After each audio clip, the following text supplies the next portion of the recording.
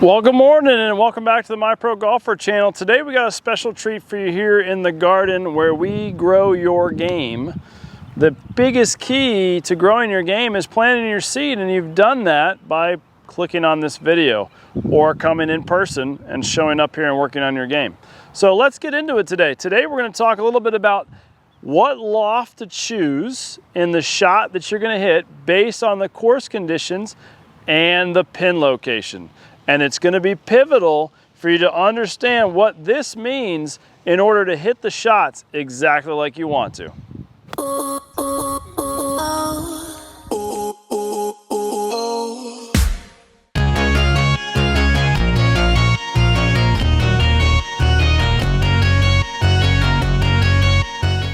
Hey, thanks for watching today's episode. Here at My Pro Golfer, you know we like to keep things simple. And today, I've got a special gift for you to help you never miss a 5-foot putt again.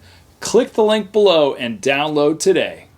All right, so here in the garden, we've got some optimal opportunities to get really good at golf. And because the flags today, the two far ones on the left, are set up so perfectly for the high lofted or low lofted wedge pitch shot, we're going to teach you and take you through it. And the biggest key to getting the ball up in the air is making sure that the club face stays on the ground line as long as possible. The longer it stays below the equator of the ball, the more precise the strike, the more spin and optimization you can get to launch the ball high and soft. That's going to be our first shot to that first flag, getting it up and to the flag or just slightly beyond with some spin so it stops quickly, to give ourselves a pretty good chance of making par here, or birdie, depending on where we are in the world. And then trying to hit a lower lofted shot that's going to land about the same distance as this, but then roll back, always getting a little bit closer to the target versus giving a big swing with a higher lofted club that may send it all the way over the green depending on your level of skill. So that's going to be our focus today, is utilizing those wedges, hitting higher or lower lofted shots to make sure that we give ourselves the best chance to make a par. All right, so I hope you can see this little diagram here on the camera. This is the most complicated piece, I think, that people get too caught up in, is ball position, okay? So now we're talking about a much more precision style shot. Ball position now comes into play a little bit more than it would have in the normal olive tree method step 3, which is the club is going to be below the equator of the ball for those 12 inches. And as you see here, you got 1 ball, 2 ball, 3 ball, technically 4 and 5 that we don't use because we're going to put driver way out front of our stance. So this is our middle ball right here on our setup. So if I'm trying to hit a lower lofted shot, I'm going to pick this ball in the background. All right, if I want to hit it really low, I just bring this foot back and tighten up the stance a little bit. Now my body is really over the ball and my club is well behind center.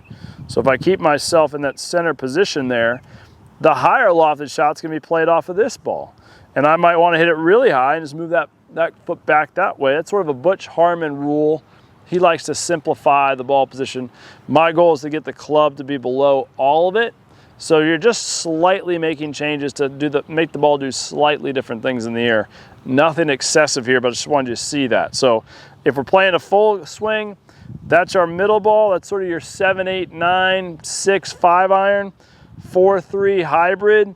Fairway wood, maybe just a half a ball outside of that, and sort of your wedges, 9 iron, can be back here with the driver off that heel there. We're going to utilize that concept here on this pitch shot. So we're going to get yourself a nice little piece of turf. Once we've practiced this, we don't want to do this too often without really working on it. So we're going to really think about the process here. So I'm going to put this ball in the middle of my stance because this first shot's the high loft shot. So it's middle of my stance, and I'm going to move that left foot just a little bit closer. And I just want to feel like I can just brush through the shot, just like we did on the bunker shot last week.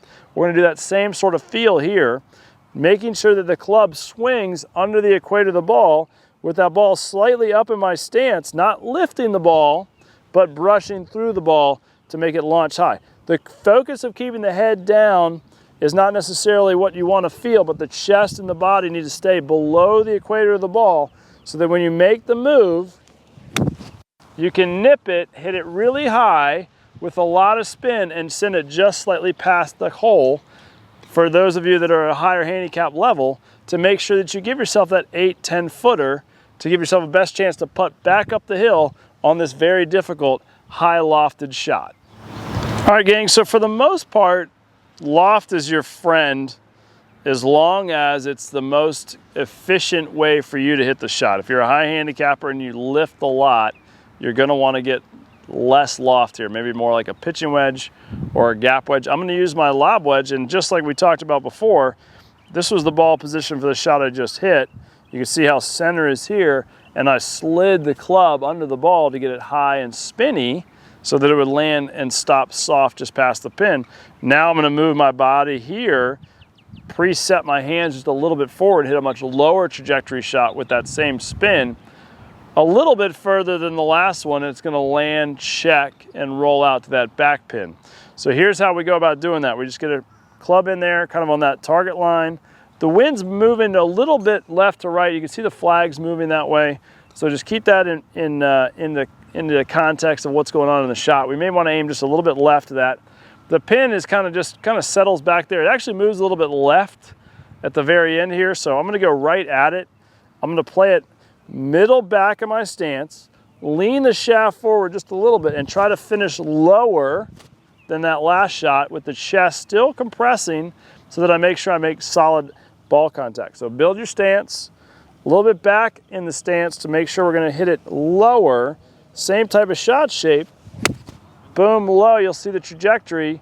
And now with that shot, it really had a nice check and I hit it to about 3 feet.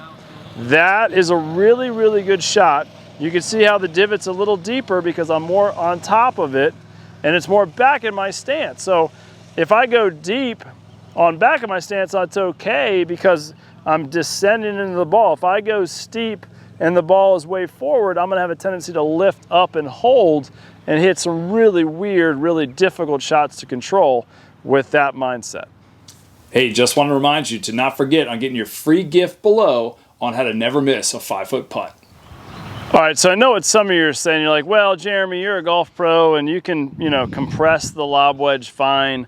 Okay, you're right? So I've done this a long time. So let's talk a little bit about how to simplify this shot for those of you that have a tough time going to the back pin.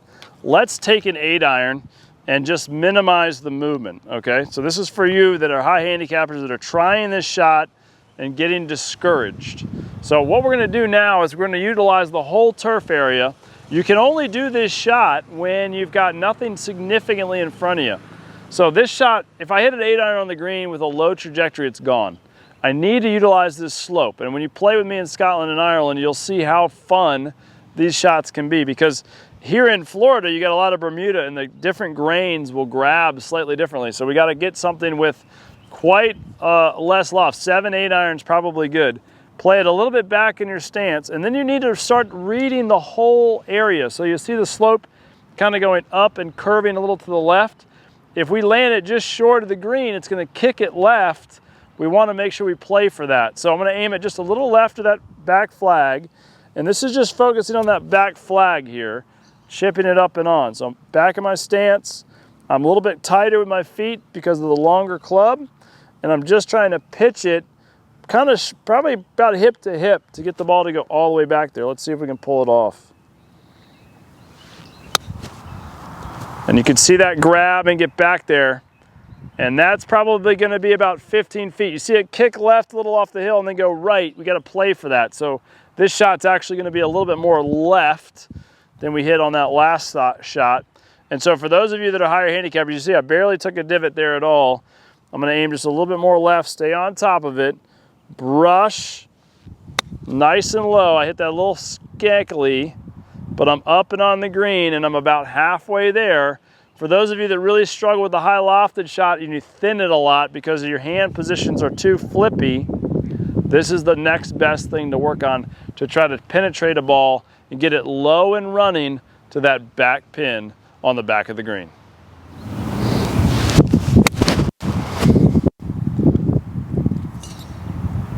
Woo! That had a lot of spin in it, gang. Gang, I hope today was helpful. We hit 3 different style shots to try to help you navigate getting to that close pin up front with a high lofted spinny shot, similar to that one, but just was a little further away. to the lower lofted, de-lofted lob wedge to hit the ball low and penetrating, but still with some spin. And then for those of you that don't like a lot of loft, we use that 8-iron to kind of compress, bounce it along the ground. A much easier shot in firmer conditions like in Ireland or Scotland type of a play, so more of a link style golf. Here in Florida, you got to be pretty lucky with those shots to make sure that the grass doesn't grab too much, so you want less loft. Even try 5-iron or 4-iron to get that ball to be bouncing, not spinning, to carry up onto the green. Might be something to play around with. There are so many shots around the green that would help you get better at golf.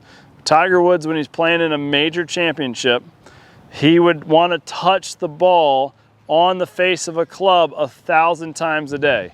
He says that 600 of those shots are chip shots around the green, which will help you develop feel. And so you can't do enough short game shots if you're really serious about growing in this very difficult but very fun golf experience that you see out here in this garden. So I want to encourage you to spend, if you've got an hour, spend 40 minutes of it chipping, 10 minutes putting, and maybe 10 minutes hitting shots if you've only got an hour, because you'll really develop feel around the greens, and this will help you score a lot better than hitting 100 golf balls hard and at the same target. Gang, if you like this video, like it. If you like it, subscribe. This video came from a comment from one of our commenters below. I get back to every comment that you all give me on YouTube, and I will definitely design a YouTube video around a certain situation that you've got. So like, subscribe. We'll see you next Thursday at 6 o'clock.